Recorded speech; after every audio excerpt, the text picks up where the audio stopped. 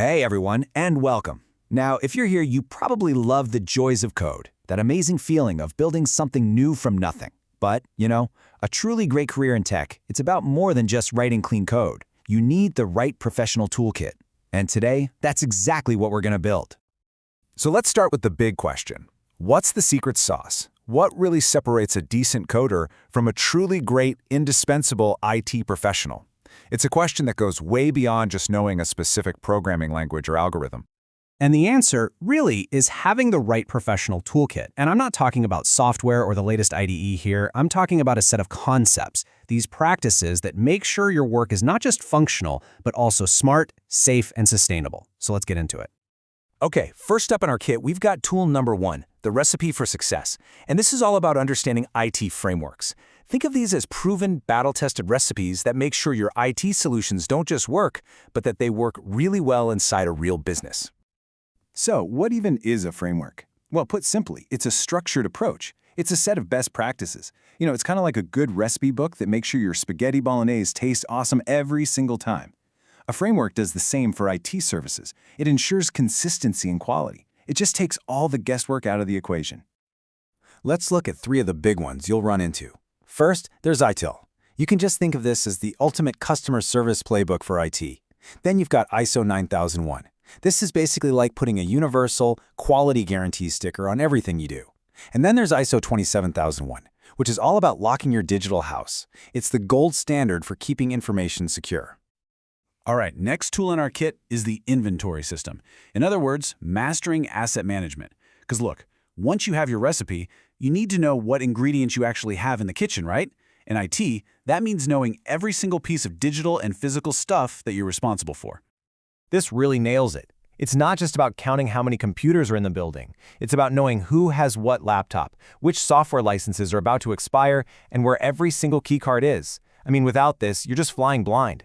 You're wasting money on software nobody uses and creating huge security risks when a laptop with sensitive info just disappears.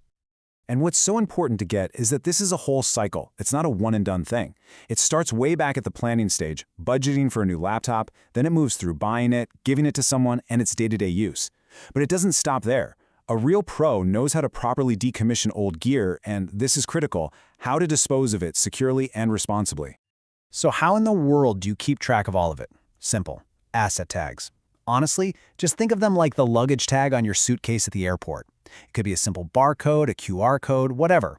It gives every single piece of equipment its own unique identity so it never gets lost in the shuffle. Okay, tool number 3. This is the official rulebook. And now we're not talking about best practices anymore. We're talking about the law. The non-negotiable policies and legislation that you have to follow. No exceptions. And here are 2 perfect examples. First, you've got the WEEE regulations. It's a mouthful, I know. It stands for Waste Electrical and Electronic Equipment. Basically, it's the law that says you can't just toss an old computer in the trash because it's full of hazardous materials. Then, on the other side, you've got health and safety rules for display screen equipment. And this stuff is designed to protect you from things like back pain and eye strain by making sure your workstation is set up correctly. And that actually leads us perfectly to our final and maybe the most important tool of all, the environmental price tag. Because every single line of code we write, every server we spin up, everything we do in IT, it has an impact on the planet.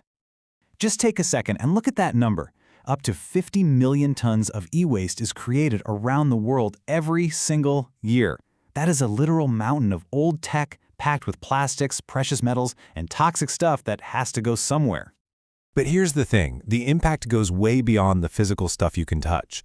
The code you write, the servers it runs on, the data it crunches, all of it consumes a massive amount of energy. Everything we do online has a hidden carbon cost. And get this, here's a perfect example of that hidden cost. Sending just one email with a file attached can release around 50 grams of CO2. You're probably thinking, why? Well, it's because that email has to be processed and stored on multiple servers, all of which are running 24/7 and need a ton of cooling. It all adds up fast. This chart really puts our choices into perspective. Look at this. Over a 6-year period, just adding a second monitor to a desktop setup increases its carbon footprint by nearly 45%. Throw a laptop into that mix, and it jumps by over 66% compared to that single-screen setup. The hardware we choose has a direct, measurable impact. It's not abstract, it's right there. So what can we do? I mean, this is the important part, right? The good news is a lot of the solutions are actually pretty simple and they're in our hands.